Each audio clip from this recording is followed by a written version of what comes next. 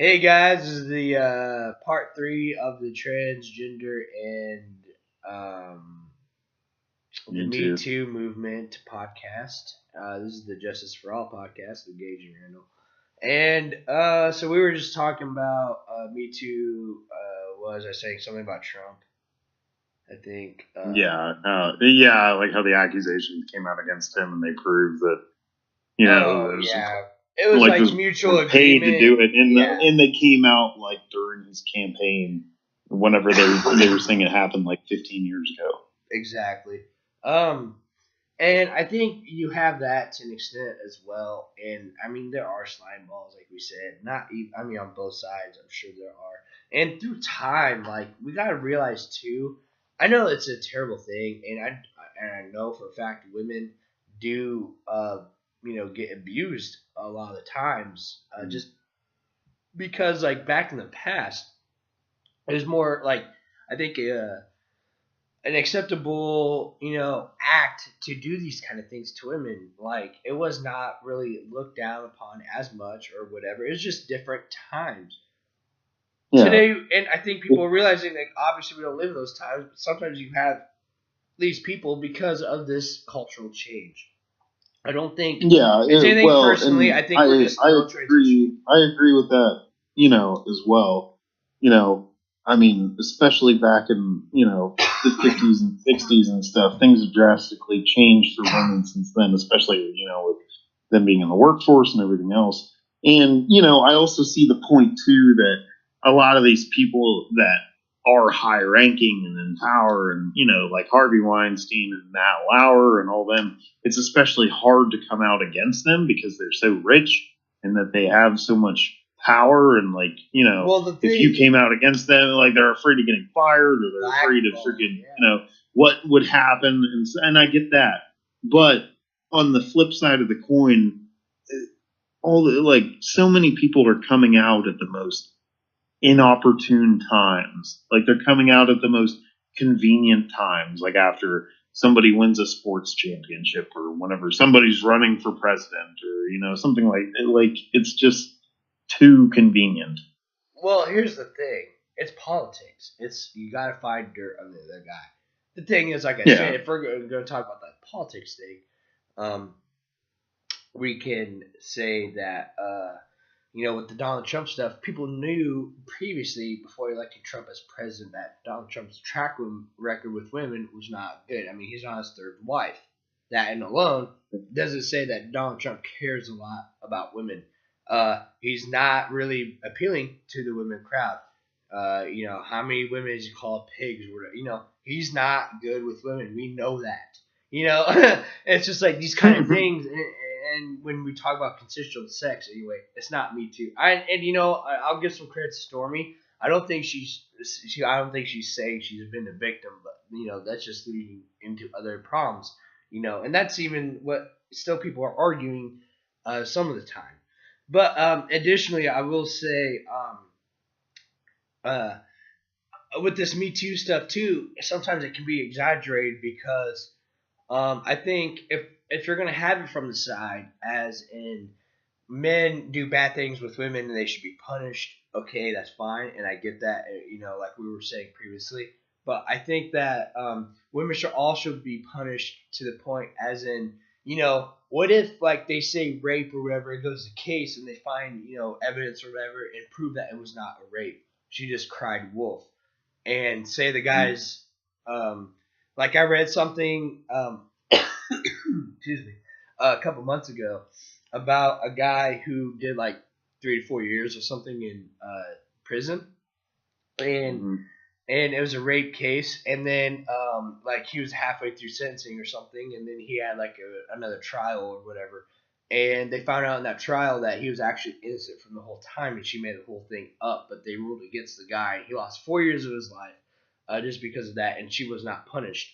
I think there should be harsh punishments for women that lie about these things, especially too, to victimize men, because I think that happens some of the time. I don't think it happens a lot of the time. I think a lot of the time they are victimized, the women. But so for these kind of cases, we definitely, again, we need to have it like we can't just be one sided on these things. We need to definitely evaluate these things carefully, and it is a different time. It's not okay. It's never okay to demonize women or anything like that, or you very sexualize them, especially when it's unwanted. But I think we again need to distinguish these things and by case, identify, okay, this guy was really a pig, and he obviously did these things, or just be like, okay, is she crying wolf, or does this guy have like a violent, I think we need to be more careful when we do these kind of things as well. Yeah. Well, and I agree with that too. I also saw a story that was like, it was a black teenage boy. He was like 17 or 18, and he was like an all-star quarterback for his high school team. He was about to get drafted into college and stuff like that. And this girl accused him of rape, and he he ended up going to jail for like 5 years. Didn't end up getting his football scholarship and stuff like that. Come to find out, she lied about it the whole entire time. So she basically ruined his life, like to the point where he can't play football. Who knows? He could have been the next Russell Wilson or whoever. But now we'll never know because this girl ruined his life. And yeah, I do agree that there should be repercussions and punishments for that. Mm-hmm. And also, to the point too, yes, I would say probably more often than not, these cases are legitimate. Like with the Harvey Weinstein case, like with the New York Attorney General and Matt Lauer and stuff like that. But then you also have the cases too where I feel like they are politically motivated. Like, for instance, I'm sure you remember that Senate race in Alabama where they were accusing the Republican guy that was running of being like a pedophile or something like that. False. It was false. Sexting like 17-year-old girls or something like that. And you look at that, and that brought down his whole campaign, and he lost. And then and after he lost, everything just disappeared. Like, you never heard of it again. It was false. Not like nothing ever came out of it. It was false. It was this narrative, and they found out after the fact, and he still only lost by a slim margin. So that's like how terrible these people are. It's just like, and then they make up. Yeah, and it's like they're starting to make. You have these political parties and these people like weaponizing these things and using them against people, and that's wrong too. Yeah, exactly. I think like that is wrong, and I think like just that and the whole thing in general, just to get ahead, make up lies to people, is definitely uncalled for. And that's what happens so often we're seeing, and it's just like I think the American people are starting to like see those kind of things. But back to the movement, I do, like I said, I think people get victimized, but I think again we just need to be attentive to these things, realize what it is or not. Like I said, there are definitely good things. I'm neutral about the movement. I think there are very good things about it. I also think like women should be definitely treated more fairly. If they're qualified, especially too, but we also need to realize there are some differences between men and women, undeniably so. A lot of it physically, so things like that. And I mean, these are again, I'm not saying anything that isn't, factually true. I would say for the most part.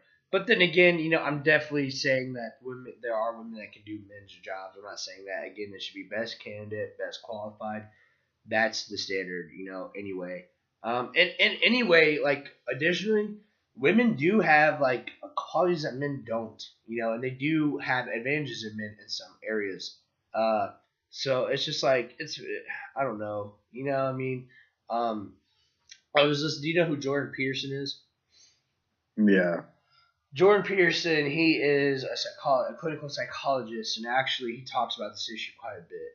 A very unpopular guy, controversial, a lot of people think, especially from the left. But Jordan Peterson, actually, he believes that there are these physical differences in men and women.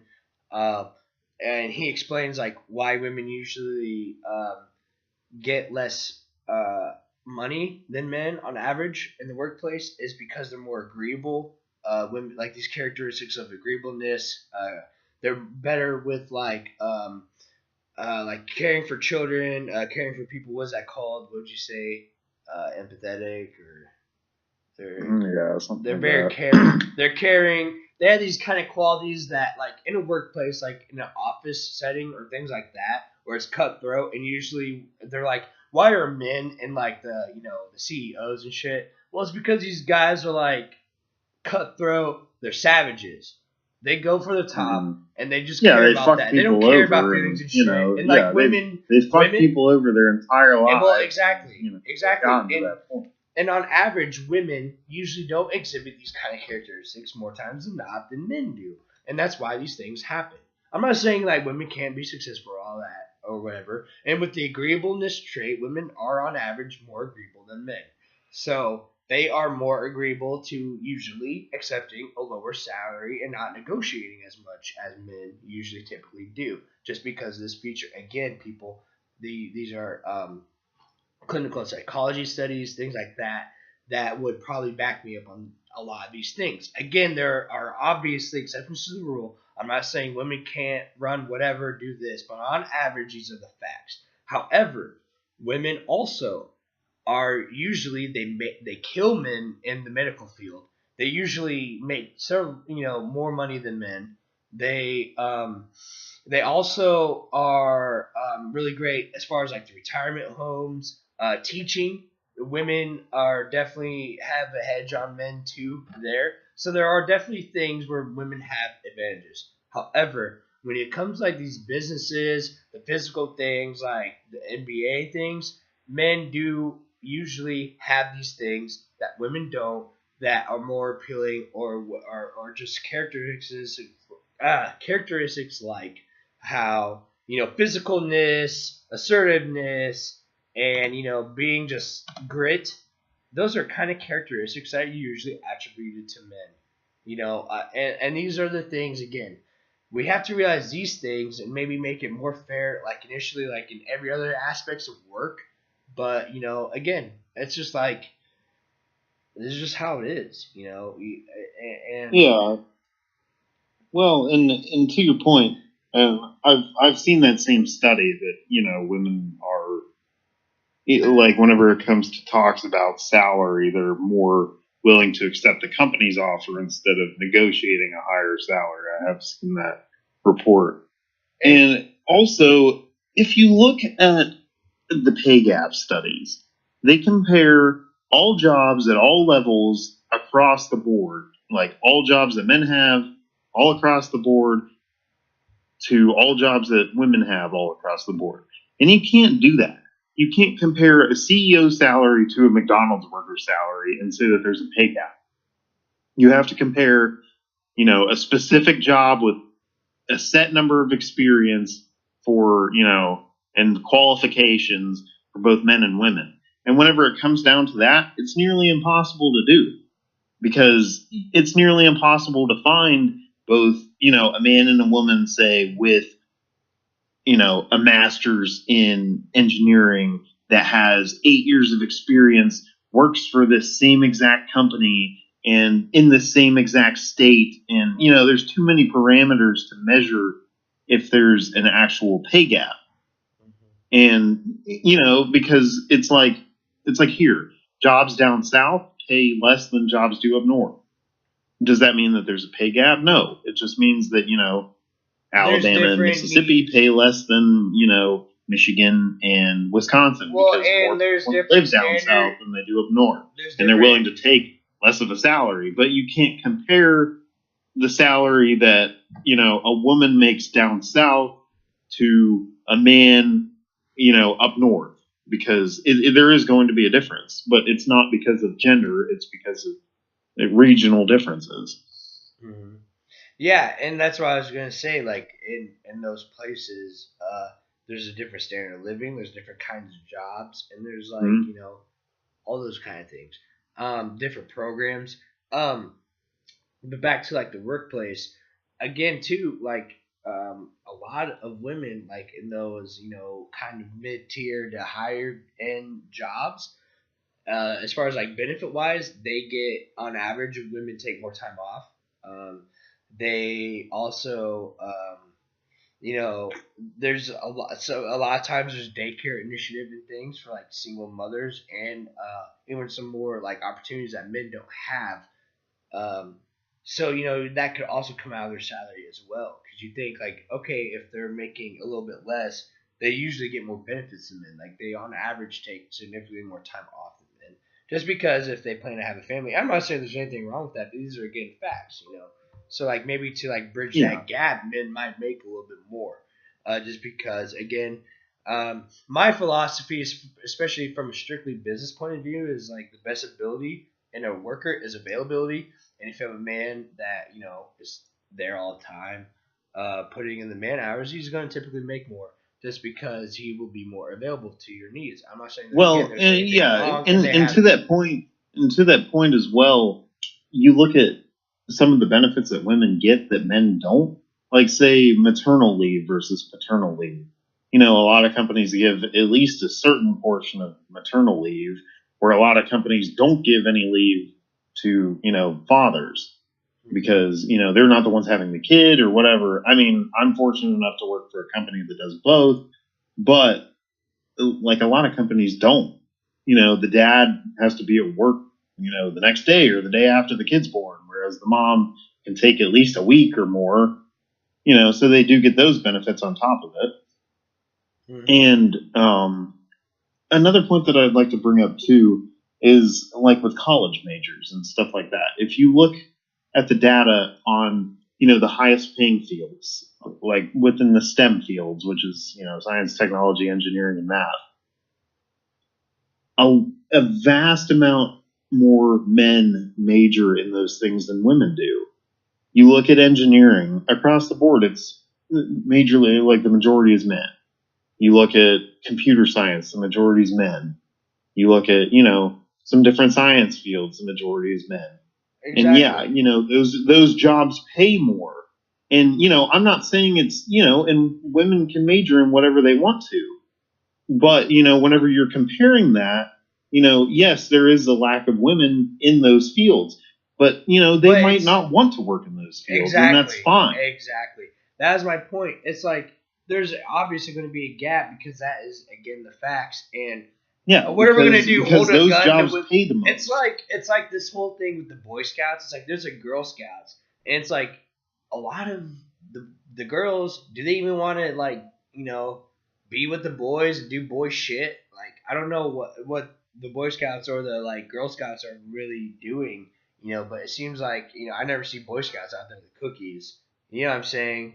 It's like, are little boys and little girls really interested in things, or are we just, like, overcorrecting for things that maybe we shouldn't even be worried about right now, or even a problem? And to the point, and to the point of the Me Too movement, and this might be bad to say, but those things could result in more cases of sexual harassment or something like that, and then they're going to wonder why that number goes up whenever you put both of them together. Well, it's just because they're whenever you're putting teenage girls and teenage boys together, and that happens, and yes, it's wrong, it shouldn't happen, but it does. It's just like why the military separates men and women, right? And it's just like, again, with the wages, like we were talking about before too. Like you said, are we going to put a gun to these women's heads? Get into technology. You have to major in chemical engineering. Yeah. It's like they don't want to do these things. And same with men. You can say that too. It's like, you have to be a nurse. Be a nurse.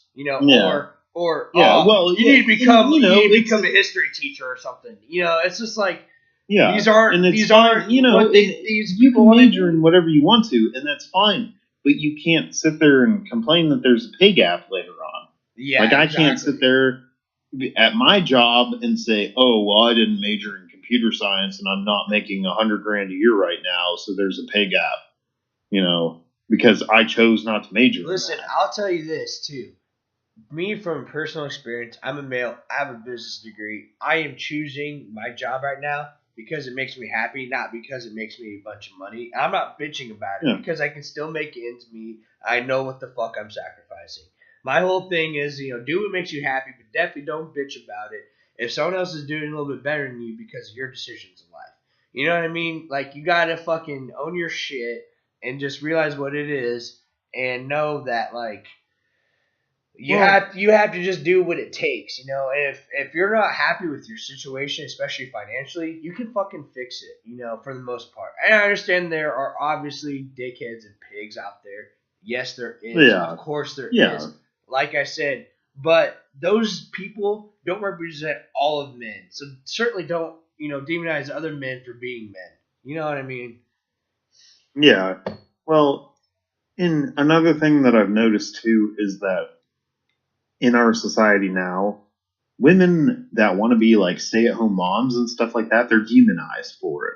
They're saying like, "Oh, well, you know, you're just throwing your life away, and you know, you just, you know, you could be doing this in your career and blah blah blah." And it's like, well, maybe they want to, you know, be a stay-at-home mom. You know, maybe they want to sit there and care for their kids and stuff like that. Why is And it's that like, a bad that's thing? okay. Yeah. It's like, and we need to. I don't know. And that's a bunch of social science stuff too that backs up with what you're saying too. But again, we're about at that mark gauge. So, are there any final thoughts you wanted to say about trans or Me Too movement? I think we've covered everything. Sure, As I far agree. as I agree. I think we could cover more of the social stuff as far as like the ins and outs because that was a good point you just made at the end there. But I agree. I also don't have anything else to say. This has been a successful podcast, by the way. Congratulations, sir. To our yeah, I would agree.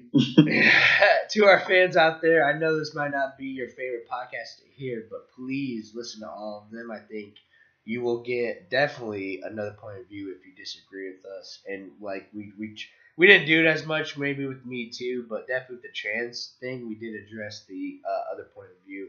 Again, if we left anything out too, we might not be familiar with, just please comment, share these videos, and we love you guys. So this has been the Justice for All podcast, the transgender and the Me Too movement with your host, Randall Latta. And Gage Gilbert. Alrighty, have a good day and the rest of your week, guys. Alright, bye.